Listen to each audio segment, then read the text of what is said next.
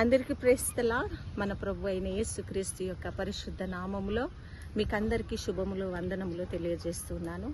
దేవుని నామానికి మహిమ కలుగును గాక. ఈ దినమున మెదక్ ప్రాంతమందు సిఎస్ఐ చర్చ్ దగ్గర మనమందరం ఉన్నామండి. దేవుని నామానికి మహిమ కలుగును గాక.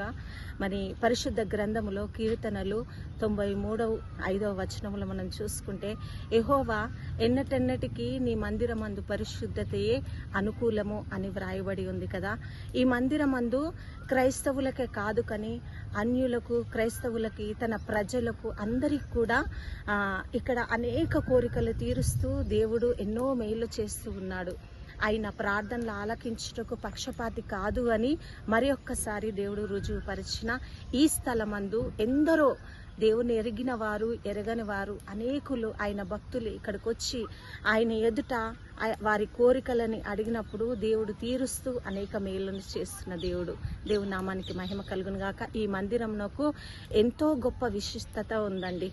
ఎందుకంటే ఈ మందిరము అలా మనుషుల ద్వారానే నిర్మాణము కాలేదు కానీ తన భక్తుల ప్రార్థన ద్వారా, మోకాల అనుభవం ద్వారా అనేకుల కష్టాల నుండి విడుదల పొందడానికి, వారి పాపపు జీవితంలో నుండి విడుదల పొందడానికి దేవుడు ఈ ప్రాంతమందు ఆయన మందిరమును ఏర్పాటు చేసుకొని అనేక మహిమలను ఆయన చూపుతా ఉన్నాడు. దేవునామానికి మహిమ కలుగును గాక.